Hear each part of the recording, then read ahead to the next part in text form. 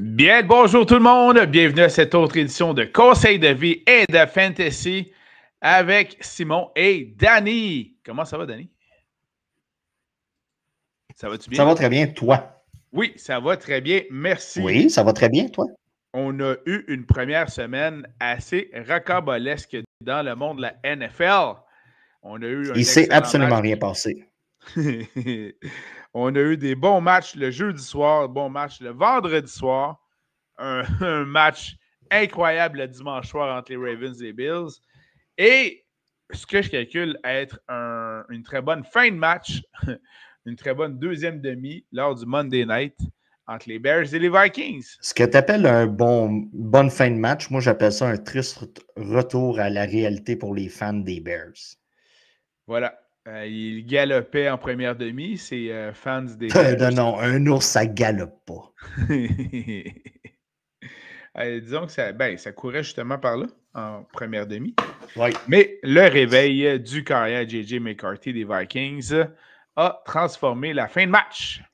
Oui, puis on voit que Caleb... Caleb a très bien joué en première demi. Oui, mais c'est à cause c'était important de bien continuer son match et ça l'a fait peut-être. Oui, en effet. OK, on n'analyse pas les matchs, là.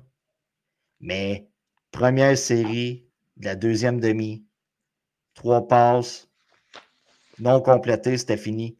Puis tu as vu la face du coach. Tu voyais déjà que ça commençait, là, la roue du wagon là, a commencé à aller croche. Oui. Puis c'est ça. Tu sais, des fois, on se demande s'il ne prend pas plus le temps de s'appliquer pour mettre du Kitex que les lancer. J'ai rien contre ça. Là. J'écoute des groupes de musique qui ont des excellents guitaristes avec du Kitex noir. Là. Pour qu'on voit bien leurs doigts durant leur solo. Là. Ah, d'accord. Mais voilà, c'est ça que il y ça avait donne. peut-être une contravention de style aussi pour Caleb. Là. Ah, il y a ça aussi. L'espèce de chandail gris qui dépassait de tout bord, tout côté, là, comme un enfant que t'habilles. Là, écoute, on a. Tu sais, la première neige. Là. Ouais, écoute, ton manteau est trop petit. On n'a pas eu le temps. C'est ça. C'est ça. Ben on va voilà. te mettre un hoodie. Ça va dépasser, mais c'est pas grave. C'est exactement ça. Et durant cette semaine 1, il y a eu de l'action, car il y a eu des blessés, il y a eu des joueurs relâchés, il y a eu des joueurs échangés. Fait que pas mal d'actions, on vous tient au courant de ça immédiatement. Et comme on dit à TVA, il y a eu de l'émotion. Oh, tout à fait. Tout à fait. Commençons par l'échange.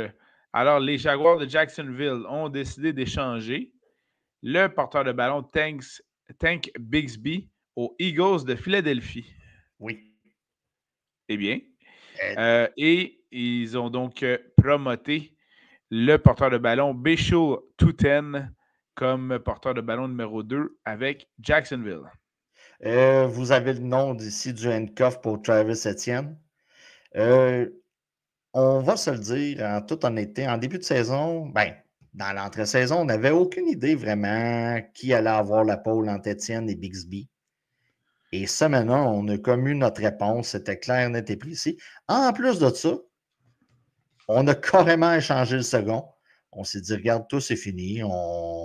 Merci, bonsoir. Merci, bonsoir. Donc, augmentation de la valeur d'Étienne sur, si vous l'avez drafté, là, ouais, le gars vous êtes bien content. 9e, 10e ronde, là. Ah oui, il partait pas de bonne heure. Là. Il partait vraiment pas tôt. Fait que vous avez eu un excellent rendement. C'est sûr qu'on prend après une semaine, il faut modérer nos émotions, rester cérébral. Mais d'un point de vue cérébral, vous avez une excellente valeur par rapport à ce que vous avez mis là, comme capital de repêchage. Vous avez le second que tu vas me rappeler le nom. Bishul Tuten. Bon, ben lui aussi, une valeur augmentée. Si vous avez Étienne et vous voulez aller chercher le champ arrière du côté des Jags, allez le chercher sur vos waivers. Vous n'avez rien à perdre. Ou tout simplement, vous pourrez le relâcher en cas de je veux me garrocher ailleurs là, avec d'autres choix. Mais allez le chercher si vous voulez vous assurer d'avoir le champ arrière des Jags. Voilà. Alors ça, c'était l'échange qu'il y a donc eu au cours de la dernière semaine. Mentionné pour ceux qui n'étaient pas au courant, il y a eu beaucoup de mouvements de personnel, notamment chez les 49ers de San Francisco. Et ça, c'est la chronique autant blessés que joueurs relâchés. C'est la chronique Stats. Ouais, ben écoute, c'est assez, ouais. Alors, premièrement, le batteur de précision Jake Moody a été relâché, remplacé par Eddie Pinheiro. Ben écoute, c'est un mouvement qu'on voyait arriver depuis un certain moment, là, même à partir de l'an dernier. Là. Puis on a même vu la réaction. Là. Il a manqué au moins un botté en fin de semaine. On a vu la réaction des vétérans. Tu sais, on voyait la réaction de McCaffrey, on voyait la réaction de Kettle. Ça augurait pas bien là, du côté de Moody. Et on l'a tout simplement relâché. D'après moi, on a consulté les vétérans et on s'est dit l'erreur de l'avoir repêché en 3e ronde. On va rappeler ce mouvement-là qu'on a fait du côté de San Francisco. On va se l'avouer, c'est une erreur. On a mal fait. Voilà. Et on a été chercher Pinheiro. On ne fera pas nécessairement une chronique sur les waivers par rapport au kicker, mais Pinheiro peut avoir une certaine valeur si vous aviez Moody dans vos équipes. Oui, puisque on va vous parler donc des blessés de la semaine 1 et ça concerne généralement les joueurs des 49ers. Donc, le premier, George Kittle, ailier rapproché, blessé pour quelques semaines. C'est là où vous allez avoir à ce moment-là Jake Tunge ou Tunges. Bref, ce héros obscur qui a donc maintenant une plus grande valeur en fantasy football. On a le carrière Brock Purdy, dont le coach Shannon a mentionné qu'il ne jouerait pas dimanche. J'ai lu ça aujourd'hui. Puis on parle de quelques semaines, tout comme Kettle qui a été mis sur le IR. Donc attendez-vous à 4 semaines minimum du côté de Kettle. Purdy, est-ce que ça va être 2 semaines, 3 semaines? Mais on parle de semaines. Oui, exact. Et dans ce cas-ci, bien, en termes d'agent libre, c'est Mac Jones qui va le remplacer. Et Coach Shannon a été questionné durant la conférence de presse et il a confirmé qu'ils étaient à la recherche d'un autre carrière et donc il devrait avoir une transaction impliquant les 49ers pour attirer un carrière, puisqu'il n'y en avait que 2 dans la formation de 53 joueurs, Brock Purdy et Mac Jones. Voilà. Si vous voyez qu'on agit rapidement du côté de San Francisco, dites-vous qu'on s'attend à 4-5 semaines. Là. Ben oui. Oui, mais de toute façon, il faut que tu aies au minimum 2 carrières en uniforme, tu n'as pas le choix. Tu n'as pas le choix. Donc, faut on va signer quelqu'un, on va aller faire une transaction. Attendons voir ce qui va arriver de ce côté-là. On n'a pas trop vu de rumeurs jusqu'à date. Exact. Et autre blessure, toujours du côté des 49ers, donc le ressort de passe, Juan Jennings s'est blessé et on a pu voir donc une incidence sur le nombre de cibles en direction de Ricky Parcell, dont la valeur vient d'augmenter considérablement. On le voyait numéro 1. Le début de match ne semblait pas donner vers cette tangente-là, mais là, on est retour à ce qui était prévu suite à la blessure de Jennings. Lui, je ne sais plus trop c'est où sa blessure. Il y a trop de blessures du côté de San Francisco. Je crois, lui, c'est l'épaule. C'est-tu lui qui c'est l'épaule? Je ne sais plus trop. Mais non, c'est ça. Donc, attendons voir. Mais on semblait dire aujourd'hui qu'elle allait peut-être être correct, cas incertain, questionnable. Du côté de San Francisco, on joue beaucoup avec comme on a pu voir la semaine dernière avec McCaffrey, ne pratique pas, questionnable, attendons voir. Donc, si vous l'avez dans vos formations, prévoyez-vous un plan de backup. Oui, tout à fait. Autre blessé, et là, on change d'équipe pour une rare fois. Vous avez sans doute pu voir lors du match de vendredi soir, M. Taylor Swift qui a accroché son coéquipier. Accroché? Il a rentré dedans solide. Il n'a pas couru la bonne route, le bon tracé. D'ailleurs, il l'a lui-même souligné en conférence de presse, puis il dit que c'est inacceptable pour un vétéran de 13 ans. Bref, Xavier Worthy a été blessé par son propre coéquipier des Chiefs, ce qui fait que la porte était toute grande ouverte pour Marquise Hollywood Brown, qui devient donc le numéro 1, et ce pour au moins les 3 prochaines semaines à peu près. Le gars est très populaire sur les waivers. J'ai été le chercher dans une ligue, dans ma 3e ligue. Donc, c'est une option intéressante. Si vous avez écouté le match, aussitôt la blessure à Worthy est arrivée, le gars a été poivré à côté. On a même vu un certain Juju Smith-Schuster, si vous vous demandiez où ce qui était rendu dans la ligue. Il est toujours du côté des Chiefs. Il a reçu aussi sa part de ballon. Mais quant à moi, si vous avez à choisir quelqu'un sur les waivers, vous allez chercher Brown. Tout à fait.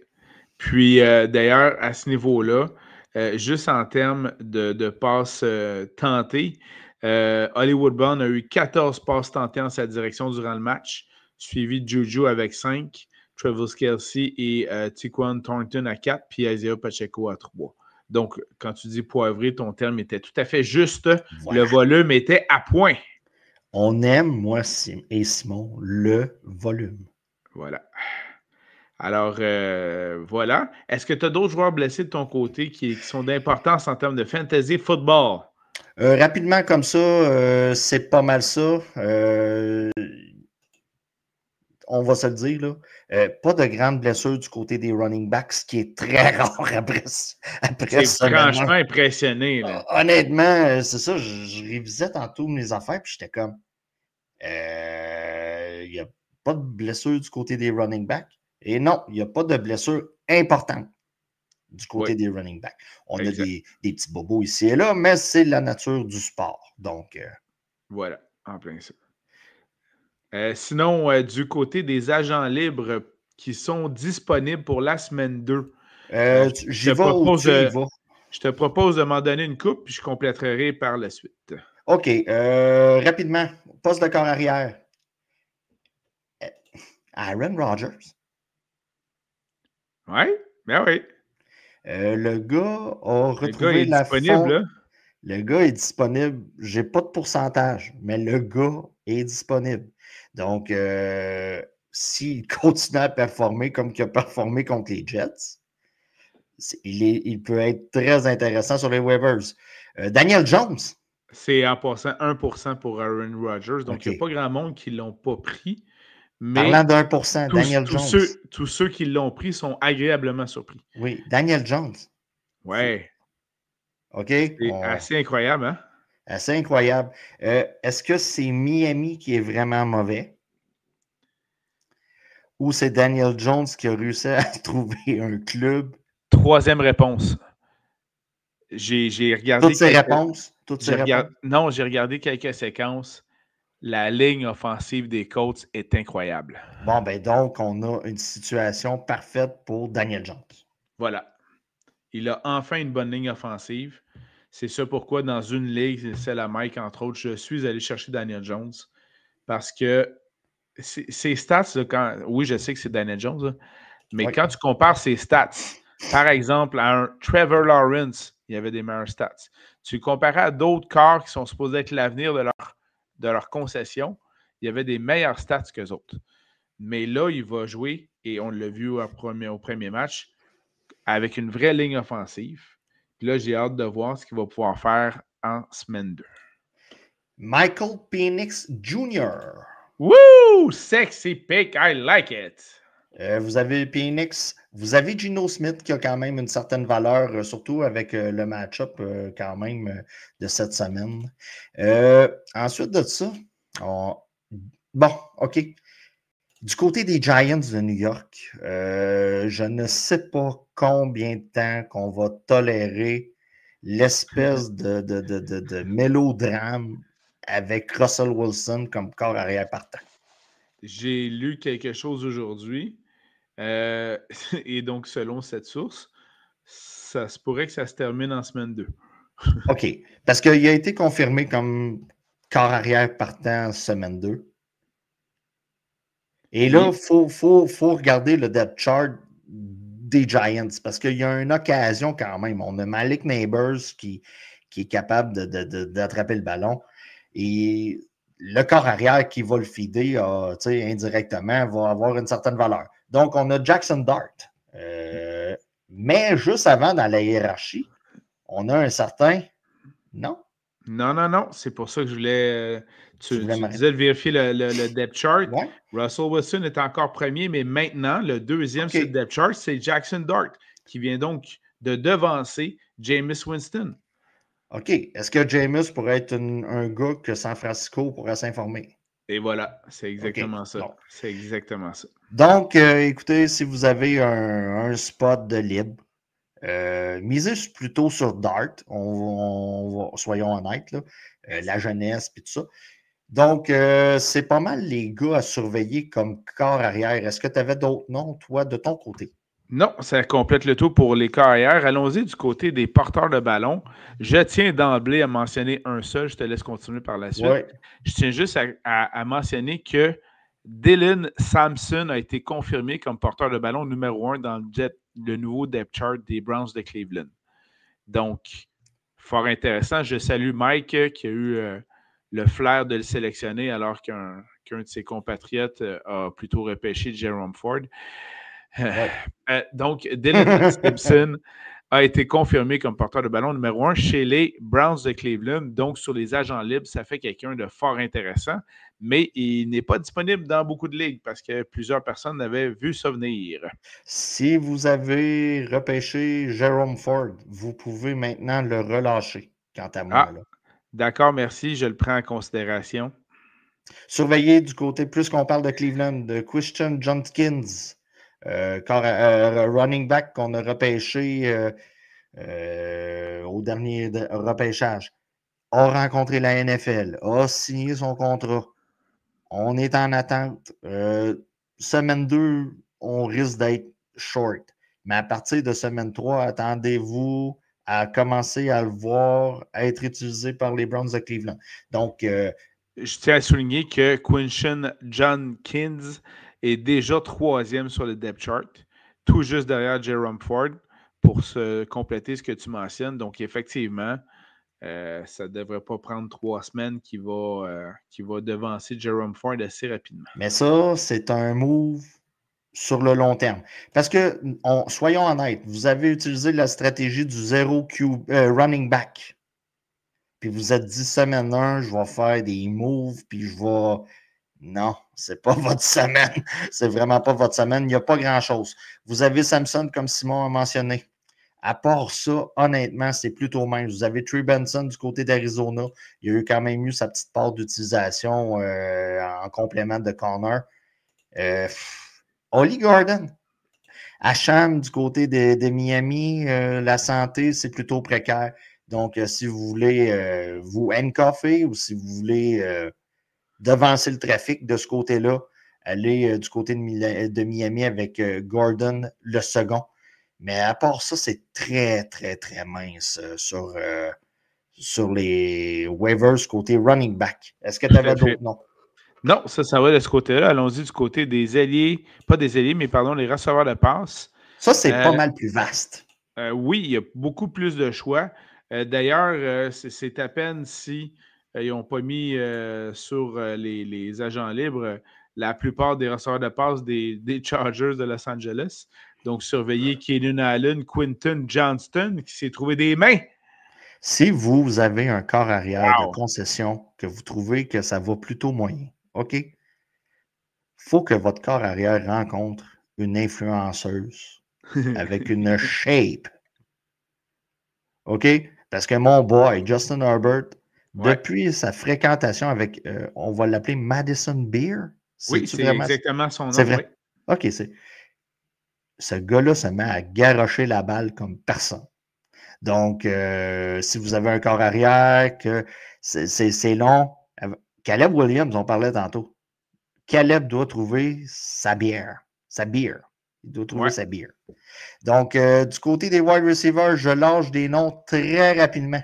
Non, mais avant que tu lâches les noms rapidement, oui? Je tiens juste à compléter. Tu parles du corps de concession de Justin Herbert. Tu sais, je suis sûr que ses parents lui ont dit quand il était jeune, si tu sors avec une fille, oublie pas ta protection. Hein? Souvent, on s'est fait dire ça. Hein? Ben, lui, il ne l'a pas oublié, puis il est sorti avec Madison Beer dans un bar, mais il a amené sa protection. Son joueur, son lineman, Joe Alt, était avec lui. Voilà, c'est tout ce que j'ai à dire. Merci. Voilà. Qu'est-ce qu'on ferait pas? Pour se faire aimer. Donc, vous avez Marcus Brown, Hollywood Brown, c'est pour les intimes, du côté des Chiefs. Cedric Tillman, du côté de Cleveland. Ok, Cleveland est oui. une. Côté wide receiver, puis tout ça, Flacco a distribué la balle beaucoup.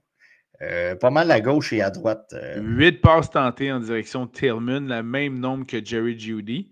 Puis c'est l'allié rapproché Harold Fannin qui en a le plus chez les Browns lors du premier match avec 9.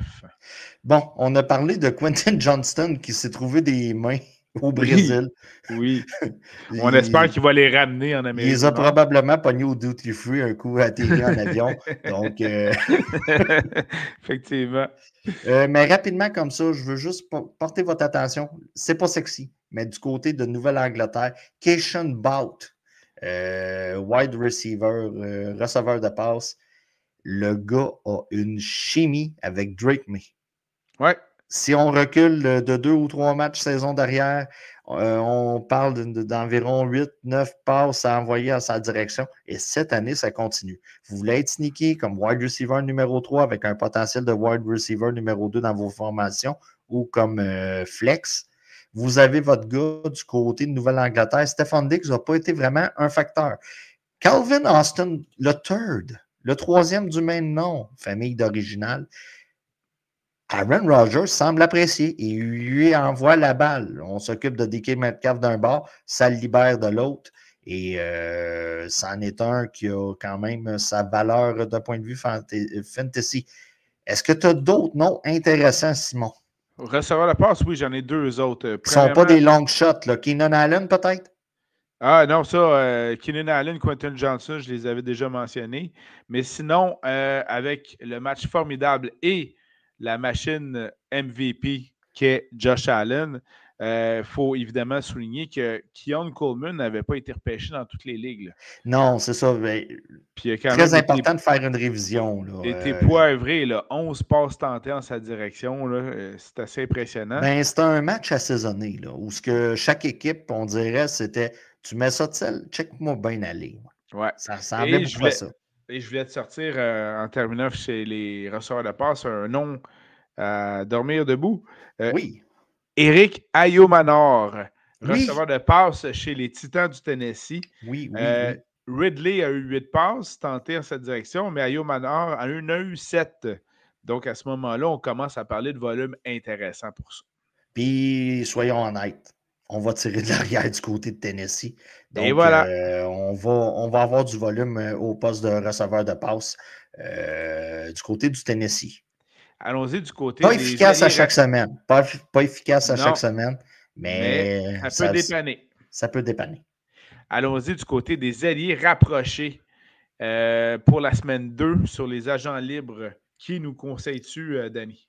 Vous êtes en dynasty, donc vous gardez vos joueurs à la fin de la saison. Il y a pas mal deux joueurs qui se démarquaient cette semaine. Vous avez Harold Fannin Jr., le deuxième du nom, du côté de Cleveland. Oui. Lui, en mode dynasty, très intéressant, tout simplement parce qu'il reste une année de contrat à Njoku, David Njoku. Il reste une année de contrat. Il a été impliqué dans le schéma offensif des Bruns. Est-ce que c'est une histoire d'une semaine? Ce qu'on sait, c'est qu'il est dans les plans. Et Njoku, je ne m'attends pas à voir les Bruns en position pour faire les séries. Donc, je m'attends à une transaction durant la saison impliquant Njoku. Donc, ce gars-là, sa valeur va augmenter rapidement à ce moment-là. Donc, vous Et là, avez peut-être. tu parles de la valeur de Harold Fannin Jr. Oui, oui, Parfait. puis Njoku, tout dépendant où ce qu'il va aboutir. Donc, vous avez peut-être une pépite d'or que vous pouvez aller chercher. Je vous rappelle que l'an dernier, à la même date, on capotait avec Isaiah Likely du côté de Baltimore. Dont Ça a le gros été, orteil avait dépassé la zone de toucher. oui, mais le gars a marché 2, 3 semaines et après ça, c'était tombé à plat. Donc, il faut faire attention. Fanning a très bien performé semaine 1. Un autre qui a bien performé semaine 1, Johan Johnson du côté de Nouvelle-Orléans. Qui l'eût cru? Ben, qui l'a cru? Oui, c'est ça. On n'a rien, à part Olavé. Olavé, quand même, une bonne performance Ben, côté implication. Là. il les a poivrés, ces deux-là, c'est-à-dire Olavé, 13 passes tentées en sa direction, et Ewan Johnson, le allié rapproché dont tu parles, 11 passes tentées en sa direction. C'est donc effectivement du volume qu'on apprécie beaucoup en fantasy football. Danny aime repêcher des joueurs qui se blessent rapidement. Donc, Kittle s'est blessé dans mon équipe et qui j'ai été chercher? J'ai été chercher Johnson parce que je devais compenser pour le 3-4 semaines. J'y étais tout simplement avec le volume et moins de bouche à nourrir. Contrairement avec les Browns de Cleveland, où ce qu'on a beaucoup, on a Judy, qu'on a parlé tantôt, on a Tillman, on a Njoku, on a on a les running backs aussi qui vont recevoir des petites passes tantôt. Donc, j'y ai été par rapport à l'adversité dans la propre équipe. Là. Donc, c'est pour ça que j'avais été avec Johnson. Brenton Strange, du côté des Jags, il a été drafté dans certaines ligues, dans d'autres, il ne l'a pas été. Faites une révision. S'il est disponible, ça peut être intéressant pour vous dépanner en cas de blessure. Brock Bowers, écoutez, blessure, a joué à peu près un demi-match. Il a joué à peu près 2 quarts. Qui a donné quand même des stats fort intéressantes pour 2 Oui, quarts. c'était super bien parti. Puis il y Mais avait quand même eu 8 passes tentées en sa direction en une seule demi. c'est ça. Mais attendez voir qu'est-ce que ça va donner cette semaine. En cas de pépin, Michael Myers, meilleur du côté de Vegas, est disponible. Est-ce que tu avais d'autres noms de ton côté pour les Titans? Pas de ce côté-là. Je fais juste une dernière révision rapide, mais non, il y a pas. Il y a eu il y a eu des déceptions. Je tiens juste à mentionner Oui. la bonne performance, il faut le mentionner. Monsieur Kyle Pitts Oui. a reçu 8 passes tentées en sa direction et a donné des stats intéressantes pour le premier match de 2025. Je tiens juste à dire ça Ben, comme ça. Là. quand Puis même.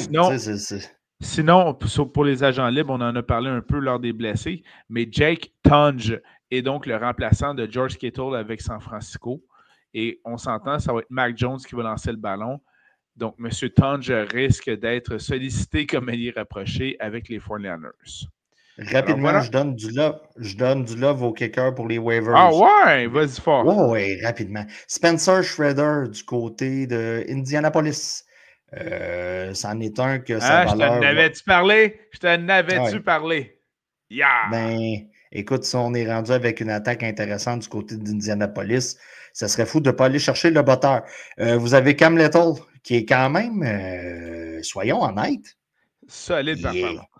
solide performance, oui, parce que tu as une excellente expertise pour les kickers. C'est les autres positions qui sont manquantes de ton côté. Mais, N'importe quoi. mais il est disponible environ une ligue sur 2. Là. Ouais. Donc, si vous avez besoin de streamer, ça peut être intéressant. Et Chris Boswell et McManus sont quand même des options. Mais rapidement, là, c'est pas mal les deux noms à retenir, Little et Shredder. Tout à fait. Et puis, tiens, je vais donner du love aux défensives. Oh, Ouais, garde-toi-en pour plus tard. ouais, mais je fais juste mentionner l'excellente performance de la défensive des Rams de Los Angeles, qui a été fort impressionnante en semaine 1. Alors, voilà, c'est tout ce que je vais mentionner là-dessus. Danny, merci, on a fait le tour des agents libres et blessés et transactions pour la semaine en vue de la semaine 2. Oui. Après cette semaine 1. Allons-y avec un petit conseil de vie en terminant, Danny. C'est moi, c'est toi, c'est moi. C'est toi. Petit rappel. OK, c'est le rappel annuel. C'est plusieurs petits points. Je fais ça rapidement. C'est le temps de faire le ménage sur vos enregistreurs numériques parce que c'est le début des séries télévisées de vos blondes. Pas les séries comme nous, on aime. Non, Pas non, les non, non. séries sportives. Pas les séries sportives. Les séries télévisées de ta blonde. Tu sais, celle qu'elle va enregistrer puis qu'elle n'écoutera jamais. Puis que tu vas revoir un an plus tard puis tu vas dire « Hey, là, tu ne l'as pas écouté? Ah, je vais l'écouter. » Donc, je vous rappelle de faire un petit ménage de ça. Deuxième point, surveillez toujours vos agissements en public. On a ici, ça a fait le tour du web, là, OK?